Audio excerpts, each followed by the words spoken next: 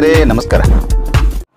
12ನೇ ಶತಮಾನದ ಪ್ರಸಿದ್ಧ ದಾರ್ಶನಿಕರಾದಂತಹ ಶ್ರೀ ಬಸವೇಶ್ವರ ವಿಚಾರಧಾರೆಗಳ ಉತ್ತರದಾಯಿತ್ವ ಹೊಂದಿರತಕ್ಕಂಥ ಇಂಚಗೇರಿ ಅಧ್ಯಾತ್ಮ ಸಂಪ್ರದಾಯದ ಮಹಾರಾಜರಾದಂಥ ಶ್ರೀ ಪ್ರಭುಜಿ ಅವರು ಈಗ ನಮ್ಮ ವಾಹಿನಿ ಜೊತೆಗಿದ್ದಾರೆ. ಅವರು ತಮ್ಮ ಮಠದ ಸಂಪ್ರದಾಯದ ಬಗ್ಗೆ, ಈ ಹಿಪ್ಪರಗಿ ಕ್ಷೇತ್ರದ ಬಗ್ಗೆ ಅವ್ರೇನು ಹೇಳ್ತಾರೆ ಅದನ್ನು ಕೇಳೋಣ ಬನ್ನಿ ಸ್ನೇಹಿತರೆ. ನಮಸ್ಕಾರ ಮಹಾರಾಜ. ನಮಸ್ಕಾರ ರೀ. ಇಂಚಗೇರಿ ಅಧ್ಯಾತ್ಮ ಸಂಪ್ರದಾಯ ಇದೊಂದು ಜಗತ್ತಿನ ವಿಶಿಷ್ಟ ಸಂಪ್ರದಾಯ ಅಂತ ಹೇಳಿದ್ರೆ ಏನೂ ಅಡ್ಡಿ ಇಲ್ಲ. ಯಾಕೆಂದರೆ ಇಂಚಗೇರಿ ಅಧ್ಯಾತ್ಮ ಸಂಪ್ರದಾಯ ಹೊಂದಿದ್ದು ಗುರು ಪರಂಪರೆಯನ್ನು ಸದ್ಗುರು ಸಮರ್ಥ ಕಾಡಸಿದ್ದೇಶ್ವರ ಮಹಾರಾಜರಿಂದ ಉಪದೇಶಿತವಾಗಿ ಗುರುಲಿಂಗ ಜಂಗಮ ಮಹಾರಾಜರು, ತದನಂತರ ಬಾಬುಸಾಹೇಬ್ ಮಹಾರಾಜರು, ಗಿರಿಮಲ್ಲೇಶ್ವರ ಮಹಾರಾಜರು, ಮಾಧವಾನಂದ ಪ್ರಭುಜಿಯವರು, ಸಂಗಮೇಶ್ವರ ಮಹಾರಾಜರು, ಶಿವಪ್ರಭು ಮಹಾರಾಜರು, ಹೀಗೆ ಅನೇಕ ಗುರುಗಳು ಸದ್ಗುರುಗಳು ಇಲ್ಲಿ ಆಗಿ ಹೋಗಿದ್ದಾರೆ. ಅದರಲ್ಲಿ ಶ್ರೀ ಸದ್ಗುರು ಸಮರ್ಥ ಗಿರಿಮಲ್ಲೇಶ್ವರ ಮಹಾರಾಜರು ಧ್ರುವತಾರೆಯಾಗಿ ಶ್ರೀ ಕ್ಷೇತ್ರ ಇಂಚಗೇರಿ ಮಠವನ್ನು ಸ್ಥಾಪಿಸುವಲ್ಲಿ ಅವರದೇ ಕೈವಾಡವಿದ್ದು, ಸದ್ಗುರು ಸಮರ್ಥ ಬಾಬುಸಾಹೇಬ್ ಮಹಾರಾಜರ ಅಣತಿಯಂತೆ ಇಂಚಗೇರಿಯಲ್ಲಿ ಒಂದು ಮಠ ಕಟ್ಟಿಸಿ ಎದರ ಬದರು ಗುರು ಶಿಷ್ಯರ ಗದ್ದುಗೆಯನ್ನು ಪೂಜಾ ಮಾಡಿಸಿ ಅಂದಿನಿಂದ ಈ ಸಂಪ್ರದಾಯ ಇಂಚಗೇರಿ ಸಂಪ್ರದಾಯ ಅಂಥೇಳಿ ಬೆಳಕೊಂಡು ಬಂದಿದೆ. ಇಲ್ಲೇ ಮಹತ್ವ ಇರೋದು ಮನುಷ್ಯನಿಗೆ ಉಪದೇಶ, ಮನಸ್ಸಿಗೆ ಉಪದೇಶ ಕೊಡ್ತಾರೆ, ಮನಸ್ಸನ್ನು ನಿಗ್ರಹ ಮಾಡಕ್ಕೆ ಹಚ್ತಾರೆ, ಮನೋರ್ಲಯ ಮಾಡಕ್ಕೆ ಹಚ್ತಾರೆ, ವಾಸನಾಕ್ಷಯ ಮಾಡಕ್ಕೆ ಹಚ್ತಾರೆ, ಚಿತ್ತ ಶುದ್ಧಿ ಆಗ್ತದೆ. ಈ ಚಿತ್ತ ಶುದ್ಧಿ ಆಗಬೇಕಾಗಿತ್ತಂದ್ರೆ ಗುರು ಕರುಣೆ, ಗುರುವಿನ ಉಪದೇಶ, ಗುರುವಿನ ಮಾರ್ಗದರ್ಶನ ಅತ್ಯಂತ ಮಹತ್ವದ. ಅದಕ್ಕೆ ಗುರುವಿಗೆ ಮಹತ್ವ ಕೊಟ್ಟು ನಡ್ಕೊಳ್ಳುವಂಥ ಪದ್ಧತಿಯನ್ನು ಇಂಚಗೇರಿ ಅಧ್ಯಾತ್ಮ ಸಂಪ್ರದಾಯದೊಳಗೆ ಅನುಕರಣೆಯೊಳಗೆ ತಂದಿದ್ದಾರೆ. ಅದೇ ರೀತಿಯೊಳಗೆ ಇಲ್ಲಿ ಇರೋದು ಇವತ್ತಿನ ಆಧುನಿಕ ಯುಗದೊಳಗೆ ಅತಿ ಸುಲಭವಾಗಿ, ಸರಳವಾಗಿ, ಸಹಜವಾಗಿ ಪ್ರತಿಯೊಬ್ಬ ಮಾನವ ತನ್ನ ಜೀವನವನ್ನು ಸಾರ್ಥಕ ಮಾಡಿಕೊಳ್ಬೇಕಾಗಿತ್ತಂದ್ರೆ ಅವ ವಿಕಾರದಿಂದ ಮುಕ್ತನಾಗಬೇಕು. ಎಲ್ಲ ವಿಕಾರಗಳಿಂದ ಮುಕ್ತನಾದಾಗ ಮಾತ್ರ, ಚಿತ್ತಶುದ್ಧಿಯನ್ನು ಮಾಡಿಕೊಂಡಾಗ ಮಾತ್ರ ಅವನ ಅಭಿವೃದ್ಧಿ ಕೂಡ ಇಡೀ ದೇಶ ಜಗತ್ತಿನ ಅಭಿವೃದ್ಧಿ ಆಗುವುದು ಸಹಜ. ಅದಕ್ಕೆ ಮೂಲವಾಗಿ ಇರೋದು ಯಾವುದು ಅಂತ ಕೇಳಿದ್ರೆ, if you control your mind you can control whole world. ಮನಸ್ಸು ಗೆದ್ರೆ ಜಗತ್ತನ್ನು ಗೆದಲಿಕ್ಕೆ ಬರ್ತೈತೆ ಅಂತೇನು ಹೇಳ್ತಾರೆ. ಆ ದಿಶೆಯೊಳಗೆ ಇವತ್ತು ಪ್ರತಿಯೊಬ್ಬನ ಮನಸ್ಸನ್ನು ಗೆಲ್ಲುವಂಥ ಪದ್ಧತಿಯನ್ನು, ಅದಕ್ಕೆ ಸಾಧನ ರೂಪಗಳನ್ನು ಇವತ್ತು ಇಂಚಗೇರಿ ಅಧ್ಯಾತ್ಮ ಸಂಪ್ರದಾಯದೊಳಗೆ ಭಾಳ ಸುಲಭವಾಗಿ ಅಳವಡಿಸಿಕೊಂಡಿದ್ದಾರೆ. ಪೂಜಾ ಕೋಟಿ ಸಮ ಸ್ತೋತ್ರಂ, ಸ್ತೋತ್ರ ಕೋಟಿ ಸಮ ಜಪಂ, ಜಪಕೋಟಿ ಸಮ ಧ್ಯಾನಂ, ಧ್ಯಾನ ಕೋಟಿ ಸಮ ಮನೋರ್ಲಯ. ಅಂದ್ರೆ ಕೋಟಿ ಸಲ ಪೂಜಾ ಮಾಡಿದಾಗ ಒಂದು ಸ್ತೋತ್ರ ಆಕ್ಕದ, ಒಂದು ಕೋಟಿ ಸಲ ಸ್ತೋತ್ರಗಳು ಅಂದಾಗ ಒಂದು ಜಪ ಆಕ್ಕದ, ಒಂದು ಕೋಟಿ ಸಲ ಜಪ ಎನಿಸಿದಾಗ ಒಂದು ಧ್ಯಾನ ಆಕತಿ. ಅಂಥ ಕೋಟಿ ಸಲ ಧ್ಯಾನ ಮಾಡಿದರೆ ಮನೋರ್ಲಯ ಆಕತಿ ಅನ್ನೋದು ಉಪನಿಷತ್ಕಾರರ ಸಿದ್ಧಾಂತ. ಆ ಸಿದ್ಧಾಂತಕ್ಕೆ ಅನುಗುಣವಾಗಿ ಇವತ್ತು ನಮ್ಮಲ್ಲಿರ್ತಕ್ಕಂಥ ಪೂಜಾ ಪಾಠ, ಸ್ತೋತ್ರ, ಜಪ, ತಪ ಇವತ್ತು ಮಾಡಿ ಮಾಡಿ ಕೆಟ್ಟರೋ ಮನವಿಲ್ಲದೆ, ನೀಡಿ ನೀಡಿ ಕೊಟ್ಟರೋ ನಿಜವರಿಯದೆ ಅನ್ನುವಂಥ ರೀತಿಯೊಳಗೆ ವಾಯ ಹೋಗ್ತಾವ, ವ್ಯರ್ಥ ಆಗ್ತಾ ಇದ್ದೇವೆ. ಅದಕ್ಕನುಗುಣವಾಗಿ ಇವತ್ತು ಎಲ್ಲ ಮಠ, ಮಂದಿರ, ಮಸೀದಿ, ಚರ್ಚ ಇವತ್ತು ಸರಿಯಾದ ಆಚರಣೆ ಇಲ್ಲದ ಕೊರಗುತ್ತಾ ಇದ್ದಾವೆ. ಅವು ಇವತ್ತು ಭೇದ ಭಾವ, ಭಿನ್ನ ಭಾವ ಅಥವಾ ಕೋಮುವಾದ, ಈ ಜಾತಿವಾದ, ಮತವಾದ, ಪಂಥವಾದ, ಧರ್ಮವಾದವನ್ನು ಹುಟ್ಟಿಸಿ ಇವತ್ತು ಈ ಸಮಾಜವನ್ನು ಹಾಳು ಮಾಡಲಿಕ್ಕೆ ಹತ್ತಿದ್ದೇವೆ. ಅದಕ್ಕೆ ಬಸವಣ್ಣವರೇ ಹೇಳುವಂಥ ರೀತಿಯೊಳಗೆ ಕಲ್ಲು ದೇವರಲ್ಲ, ಮಣ್ಣು ದೇವರಲ್ಲ, ಕಟ್ಟಿಗೆ ದೇವರಲ್ಲ, ಲೋಹಗಳಿಂದ ಮಾಡಿದ ದೇವರು ದೇವರುಗಳಲ್ಲ, ಗುಡಿ ಗುಂಡಾರ ಮಠ ಮಸೀದಿಯೊಳಗಿರ್ತಕ್ಕಂಥ ದೇವರು ಅಲ್ಲಂತಾನ ಬಸವಣ್ಣ. ಹಾಗಾದ್ರೆ ದೇವರು ಯಾರು ಅಂತ ಕೇಳಿದ್ರೆ, ತನ್ನ ತಾನರಿದೊಡೆ ತಾನೇ ದೇವರು ನೋಡ ಕೂಡಲ ಸಂಗಮ ದೇವ. ತಾನೇ ದೇವರು, ಅಹಂ ಬ್ರಹ್ಮಾಸ್ಮಿ ಅಂತ ಹೇಳ್ತಾರಲ್ಲ, ತಾನೇ ಬ್ರಹ್ಮ ಅಂತ ಹೇಳ್ತಾರಲ್ಲ, ಇದು ಪರಮ ಸತ್ಯ. ಈ ಸತ್ಯವನ್ನು ಇವತ್ತು ನಾವು ಅನುಕರಣೆಗೆ ತರುವುದರೊಳಗೆ ಯಾವುದೋ ಒಂದು ವಿಧಿವಿಧಾನಗಳನ್ನು, ನಿಯಮಗಳನ್ನು ಅಥವಾ ಬಹಿರ್ಮುಖವಾಗಿರ್ತಕ್ಕಂಥದ್ದು ಯಾವುದೇ ಲಾಂಛನಗಳನ್ನು, ವೇಷಭೂಷಣಗಳನ್ನು, ಯಾವುದೋ ಒಂದು ಹೆಸರುಗಳನ್ನು ಇಟ್ಟುಕೊಂಡು ಇವತ್ತು ಈ ಸಮಾಜವನ್ನು, ಈ ಜಗತ್ತನ್ನು, ಈ ಮಾನವ ಜನಾಂಗವನ್ನು ಒಡೆಯುವಂಥ ಕಾರ್ಯ ಇವತ್ತು ಎಲ್ಲ ಮತಪಂಥ ಸಂಪ್ರದಾಯಗಳಲ್ಲಿ ನಡೆದದ. ಇದನ್ನೆಲ್ಲ ಅಳಿಸುವುದಕ್ಕೋಸ್ಕರವಾಗಿ ಇಂಚಗೇರಿ ಸಂಪ್ರದಾಯ ಹುಟ್ಟುಕೊಂಡತ್ತೆ ಅಂತ ಅನ್ನೋದು ಇವತ್ತು ಸಿದ್ಧ ಆಗ್ತಾ ಇದೆ. 12ನೇ ಶತಮಾನದ ಶರಣರು ರಚನೆ ಮಾಡಿದಂಥ ಪದ್ಧತಿಯೊಳಗೆ ಅವರು ಪೂಜಾ ಪಾಠ ಕಾಯಕವೇ ಕೈಲಾಸ ಅಂತ ತಿಳ್ಕೊಂಡು ತಮ್ಮ ಸಾಧನೆಯೊಳಗೆ ತೊಡಗಿದಾಗ ಅವರು ಬಾಯಿಂದ ಪರಮಸತ್ಯದ ಅರಿವಿನ ಬಗ್ಗೆ ವಚನಗಳು ನಿರ್ಮಾಣ ಆದವು.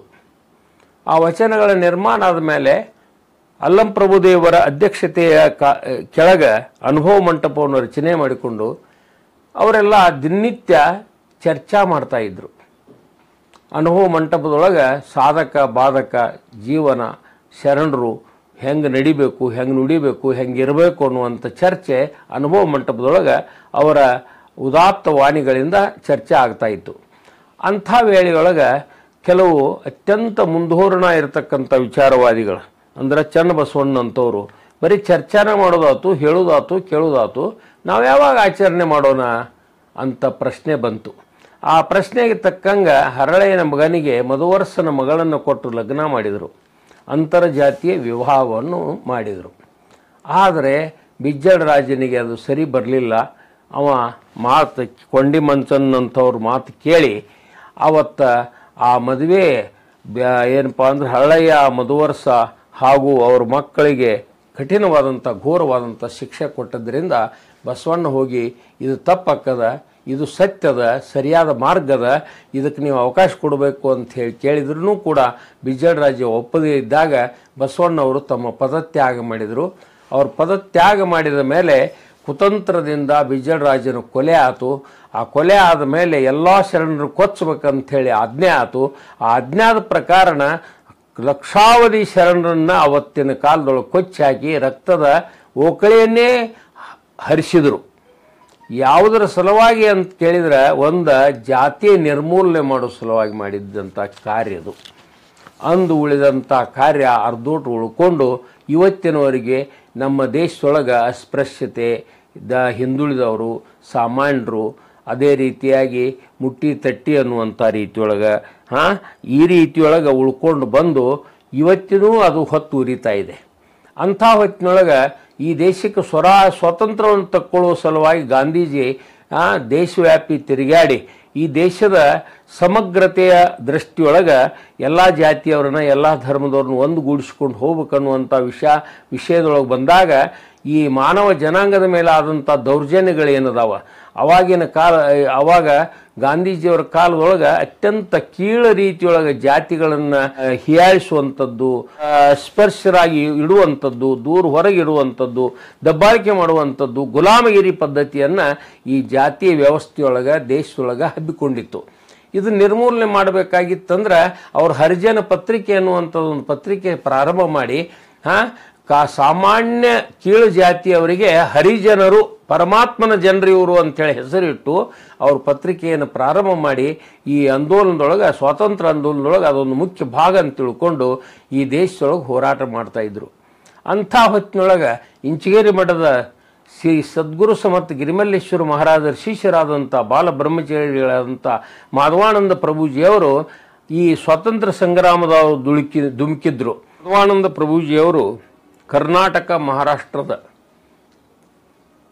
ಸರ್ವ ತಮ್ಮ ಭಕ್ತಾದಿಗಳನ್ನು ಸಾವಿರ ಸಂಖ್ಯೆಯೊಳಗೆ ಕೂಡಿಕೊಂಡು ಸಂಘಟನಾ ಮಾಡಿಕೊಂಡು ಗಾಂಧೀಜಿಯವರ ಕರೆಗೆ ಹೋಗೊಟ್ಟು ಈ ದೇಶದೊಳಗೆ ಸ್ವತಂತ್ರ ಚಳವಳಿಯೊಳಗೆ ಸಮಗ್ರ ರೀತಿಯೊಳಗೆ ನಿಭಾಯಿಸ್ಕೊಂಡು ಹೊಂಟಿದ್ರು.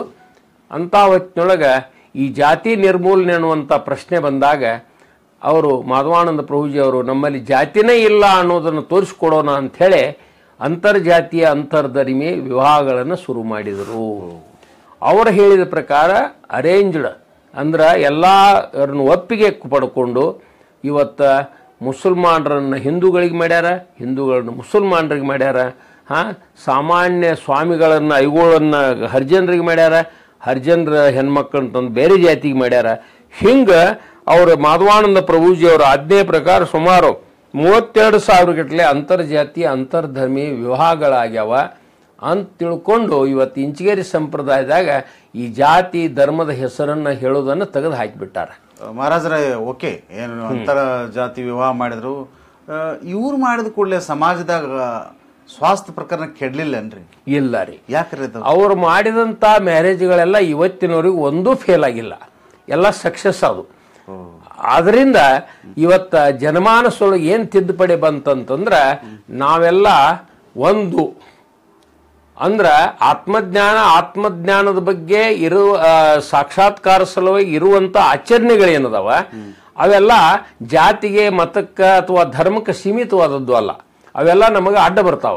ಅವನ್ನೆಲ್ಲ ದೂರ ಮಾಡೋ ಸಲುವಾಗಿ ನಾವು ಆತ್ಮ ಸಾಕ್ಷಾತ್ಕಾರ ಸಲುವಾಗಿ ನಡ್ಕೊಂಡ್ವಿ ಅಂದಮೇಲೆ ನಾವು ಹಂಗ ಬಾಳ್ತೀವಿ ಅಂತ ತಿಳ್ಕೊಂಡು ಇವತ್ತು ಜಾತಿ ಭೇದವನ್ನು ತೆಗೆದು ಹಾಕಿ ಇವತ್ತು ಸಮಾಜ ಒಂದು ಸುಂದರ ರೂಪದೊಳಗೆ ನಿರ್ಮಾಣಗೊಂಡದ ಅಂತ ತಿಳ್ಕೊಂಡನ ನಾವು ಹೇಳ್ಬೋದು.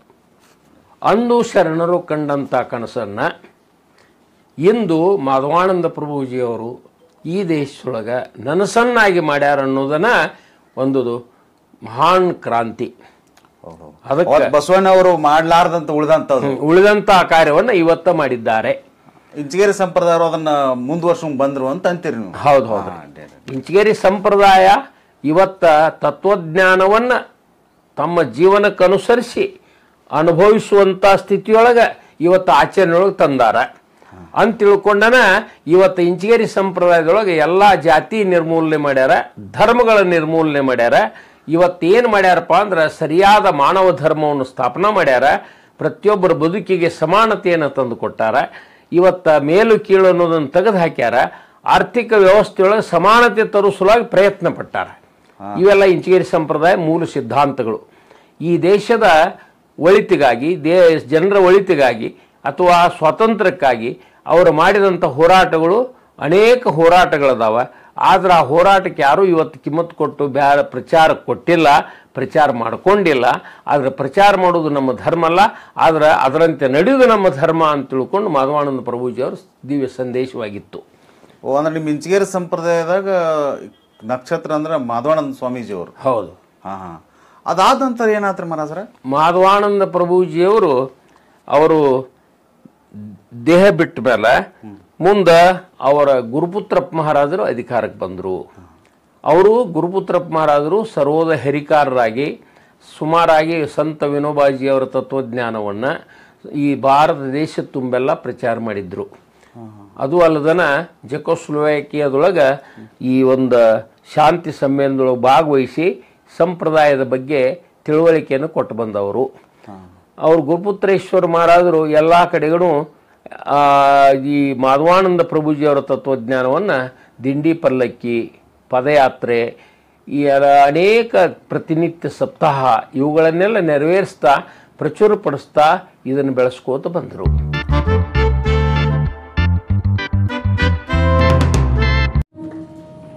ಸ್ನೇಹಿತರೆ, ನಿಮಗೆ ಈ ವಿಡಿಯೋ ಇಷ್ಟ ಆದ್ರೆ ಲೈಕ್ ಮಾಡಿರಿ, ಶೇರ್ ಮಾಡಿರಿ. ನೀವು ಇನ್ನೂ ನಮ್ಮ ಚಾನಲ್ಗೆ ಸಬ್ಸ್ಕ್ರೈಬ್ ಆಗಿರಲಿಲ್ಲ ಅಂದ್ರೆ ತಕ್ಷಣ ಆಗಿರಿ. ಯಾಕಂದ್ರೆ ನಾವು ಮಾಡ್ತಕ್ಕಂಥ ಒಳ್ಳೊಳ್ಳೆ ವಿಡಿಯೋಗಳನ್ನ ನೀವು ಕೂಡ ನೋಡುವಂತಾಗಲಿ ಅನ್ನುವ ನಮ್ಮ ಅಪೇಕ್ಷೆ. ಸ್ನೇಹಿತರೆ, ಧನ್ಯವಾದಗಳು.